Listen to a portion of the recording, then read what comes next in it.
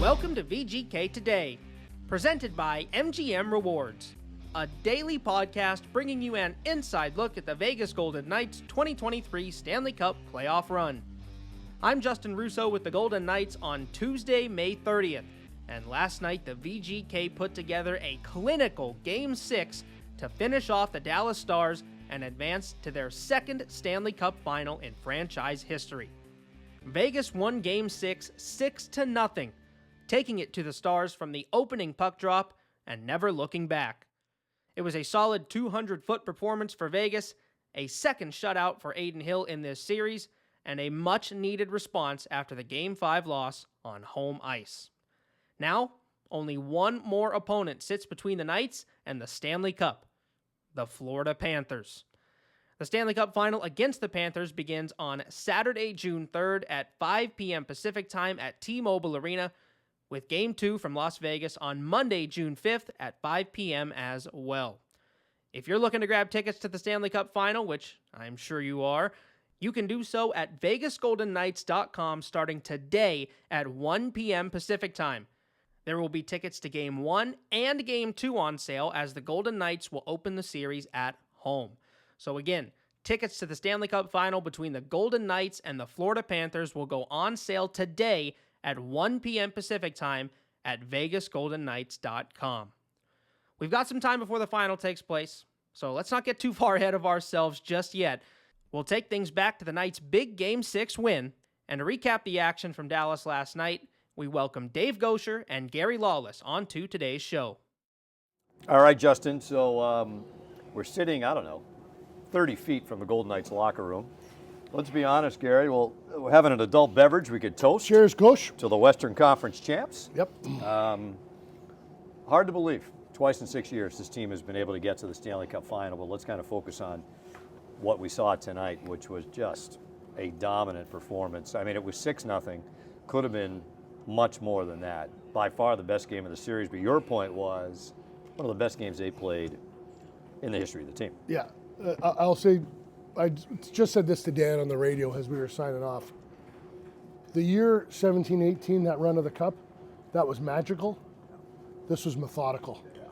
This team is, and you don't ever want to disrespect the Misfits because they're very special and will always hold a unique and elite place in Golden Knights history. This is a better hockey team. This team is deep. It got great goaltending tonight. Bruce Cassidy put together a plan, and the players grabbed it for this game and executed it. They gave Dallas nothing for long, long stretches, and when they had chances, they scored. Kelly McCrimmon said to you yesterday, we don't have to rely on just one guy. If there was ever a better example of that, it was what you saw tonight. They got it from the fourth line. They got it from the third line. Eichel checked. Stone made great decisions. Howden disrupted. The defense was the kids, White Cloud and Haig, were near perfect. And Adin Hill, who they grabbed for a fourth in September. And I can remember the deal came, we got the email that the deal took place. And you and myself and Shane Knighty were standing at our desks and we're going, Adin Hill. Adin Hill. And then we sat down, we did a little digging, and okay, his numbers were pretty good on bad teams. Yeah, we get it. Sean Burke worked with him when he was in Arizona. There were a bunch of little connections. But 2 shutouts in the Western Conference Final, and looked down the ice at Jake Ottinger and said, yeah, I'm better than you. I'm going to show you. Dallas gets control left point. Suter shoots off the glove, kick save. White Cloud made a weird block with his glove. It went on goal. Adin Hill made a brilliant pad save. That's an old-fashioned upright pad save. From the faceoff, Stars get the puck near the left side wall. Comes out high for Suter. To the right, Heiskanen shoots. Blocker, save Hill. Pass comes out high to the left. Sagan shot, save. Hill to his right. Looked at him straight on. Out high, Heiskanen. To the right, a one-timer. Save Hill. No rebound. Makes the stop to his left on the drive from Johnston. You know, it's funny, Gary, you said I just had a similar conversation with Ashley. Then I used the word magical about year one. I said this year's team is a wagon of a team. Yeah. They're a wagon of a team. And you can talk about Jack Eichel, you can talk about Pietrangelo, but you can go right on down the line. To your point about Aiden Hill, and I said, I don't want it to get lost in a 6-0 game. They're up 3-0 late in the first. Jamie Benn redirects a puck on net. Hill made a kind of reactionary save to his right. And I was watching the game thinking, if they get to the first intermission 3-0, they're going to be fine. Yeah. Dallas gets a goal. It could That change first things. intermission conversation is completely different. Gives them life, right? Yes, And they never got yes. it. They, No. you know, they took the flint and the rock and they banged them together Yeah. for a spark all night long, and they never got flame out of it. Now we're sitting here, people are working around us, but right directly to our left, George McPhee's on the telephone and Kelly McCrimmon's texting someone.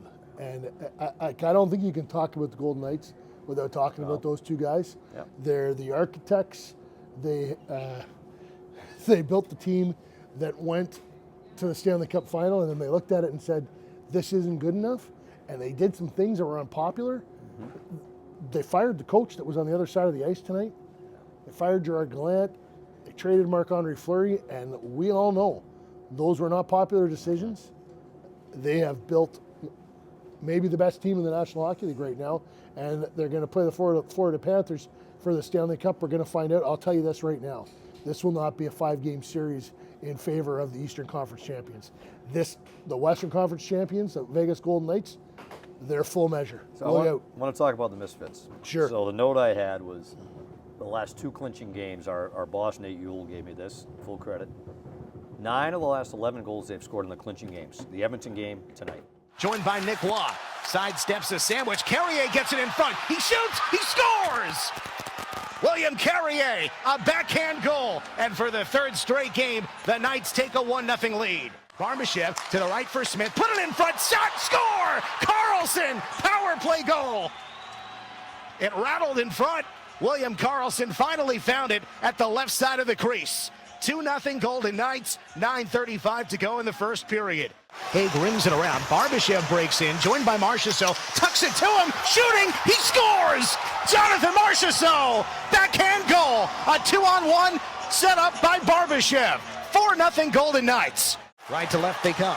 And steal in the neutral zone. Mike Amadio works in, right circle, tap back, score! Carlson! The steal and the strike. Amadio to Carlson. He's got 2 today. 5-0 Golden Knights. 2 minutes into the 3rd period. Marchessault with 4, Carlson with a few, Carrier got 1. I still think it is pretty awesome. They're still the heart of the team. Still the heart of it, yes. Yeah. They're still the heart of the team. It's... And you take those guys out, I guess you could get better players for them. I'm not too sure about that. William Karlsson might be the best player in hockey right now, the way he's going. 10 I'm goals. talking about the last guys, you know what I mean? Florida is going to point to Bobrovsky and to Chuck, and if you're on the Vegas side of things, you should be talking about William Karlsson and Aiden Hill. These guys, they do tie back to that first year, and I'm sure over the next couple of days, one of them is going to stand up and say, hey, we've been here before. Jonathan Marchessault in the locker room, Garrett, before we started this, just said, look, we've been here before. We lost. Yeah. And they're not interested in that. no. So let's go to the celebration. Yeah. I wouldn't call it subdued, but it was not. Now it was 6-0. So anticlimactic game. There were no gloves in the air. There were no. This was check that box, bring the next one on.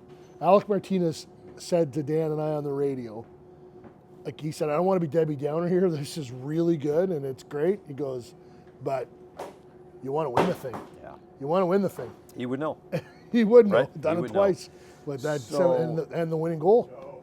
Yeah, exactly right. It is, you have to be happy for the head coach.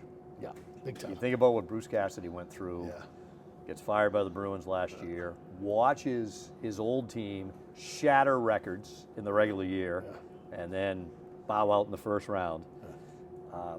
I don't care in whatever line of work you're in. If you get fired, it's going to leave a bitter taste. Yeah. When you're in a public job like he is, now here he is, first year, new team, breaks the team record for points, ties the team record for wins, and they're in the Cup Final. I think it's an honor and a privilege to coach in the National Hockey League for any team. For me, it happens to be the Golden Knights, and we were looking at it as a family, as a new adventure for us, and here we are going to the Stanley Cup. So, I mean, it's what you want, but so do 31 other teams, right? And only 2 get to go there. So it feels great right now. I think as a coach, you know, you'll enjoy it for a bit, and then it's right back to work, because I've been there once and it didn't work out. You lose in Game 7, so you know there's a lot of work ahead of you. But I do believe you have to enjoy these moments. It's not easy to do. I thought Dallas played a terrific series. Got behind a little early at home with some overtime goals. You never know how those are going to shake out, and they were a great opponent, and we just happened to be a little bit better. And like I said, now it's on to the final round. So it's actually been a great year to get to know everyone around. Like, I didn't know a lot of people in New York. I knew George from years and years ago, but after that, there's very few. So it's been a great experience to get to this point, forming new relationships that we keep on building.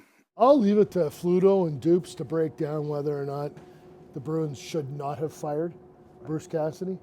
I'll leave it to you and I to say, thank you very much. Appreciate the effort. Yeah, like, no kidding here. The minute he was on the street, Kelly McCrimmon got him on the phone, and to hear Bruce tell it, basically Kelly wouldn't let him off the phone until he said, okay, I'll do it. Yeah. And you know, Bruce negotiated a nice deal for him, and it's going to be around until his kids graduate high school, which is a good thing, and all of that. But Dave, they lost the last 2 games.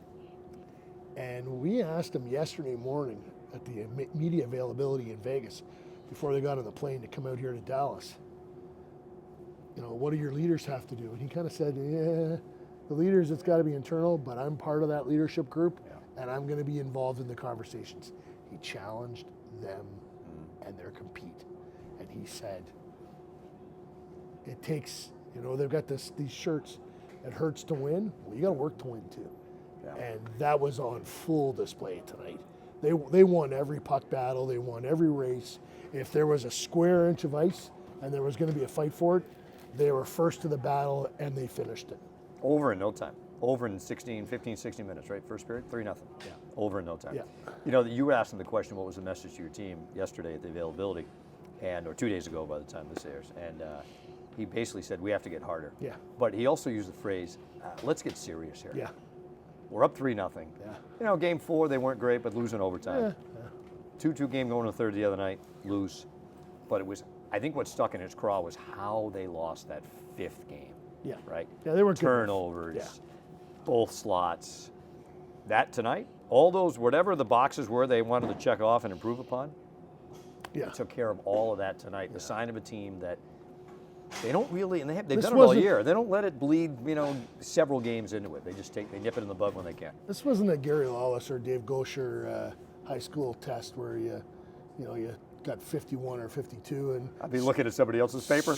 Scraped by. This was the A student studying all night and then going in and executing and smoking the exam. Yeah. They were tremendous. Yeah, well, it's definitely our best game of the playoffs, and it came at the right time.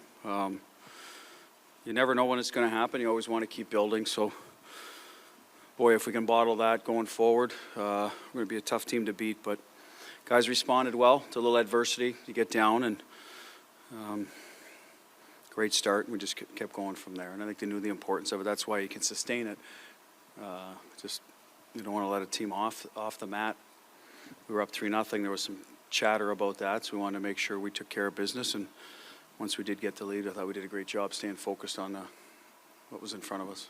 Well, look, I think we should celebrate this. The team should. Yeah. Golden Knights fans should. There'll be plenty of time to break down the Cup Final between now and Game 1 will be Saturday. We know that much. So, but I said to our cameraman extraordinaire, Chris Jones, I said, this never gets old when you're around the team that goes to the Cup Final, but it should never be taken for granted. You know, you think of all these other organizations. I was talking with Ashley Weiss. We were sitting up watching this game. I said, the Stars lost in the final in 2020. They hadn't been to the final in 20 years before that. Yeah. 20 years. Twice in 6 years for this organization. It's when you stop and you know, we're in it every day, around it every day. When you take a step back and you think about it, it's mind-boggling how they've been able to do this. Well, losing isn't accepted, and it's not expected or accepted. Yeah. I don't tweet a lot. I tweeted out something that there was somebody that once said, "Cup in 6." Yeah. You could be right. We'll see. 4 more wins to go. But that's it for us, Justin, from celebratory Dallas. A good message to end on there, guys. I think you have to celebrate tonight if you're a VGK fan.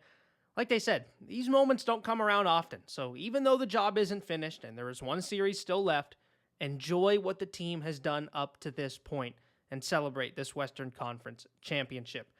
One small and fun wrinkle is whether the conference champions actually touch the trophy that they receive, either the Clarence S. Campbell Bowl in the West or the Prince of Wales Trophy in the East. Now, some keep their hands off as a bit of superstition, and others like to grab it, walk it around, and celebrate it on the ice. But the VGK elected to leave it alone and not touch it after their win. Well, coincidentally, Florida did touch the trophy after winning the Eastern Conference. Now, keep in mind, both teams that have touched the trophy and have not touched the trophy have went on to win the cup, so it doesn't really have any bearing on the final, but it is a fun tradition to keep track of nonetheless. Bruce Cassidy said he left the decision up to the players, and it seems like the team leadership stepped in on that one, and a lot of the experienced guys especially made that decision. Aiden Hill and Nick Wass said they were unsure of what to do and simply followed the team leaders. William Carrier chimed in post-game that the decision was simply over his pay grade. Jonathan Marchessault referenced the 2018 team that touched the trophy and did not go on to win the Stanley Cup as a reason to reverse course this time, while the guy that you'd think would make the decision, Captain Mark Stone, said he simply deferred to those who have won it in the past, and the decision was made not to touch the trophy. Who could have thought that such intense conversations would surround the trophy? But fun to hear everyone's thoughts in the room after that win in Game 6 for the VGK. Moving on now to the Stanley Cup Final. Again, I'll remind you that tickets to Games 1 and 2 of the Stanley Cup Final go on sale today at 1 p.m. Pacific Time at VegasGoldenKnights.com.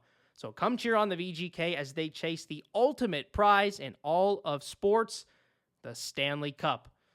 If you haven't already, I'll remind you to subscribe wherever you get your podcasts so you don't miss a moment of the team's quest for the Stanley Cup right here on VGK Today. Tomorrow, Dave Goucher and Shane Knighty join the show as the Golden Knights prepare for the Stanley Cup Final. Justin Russo signing off for episode 44 of VGK Today, presented by MGM Rewards.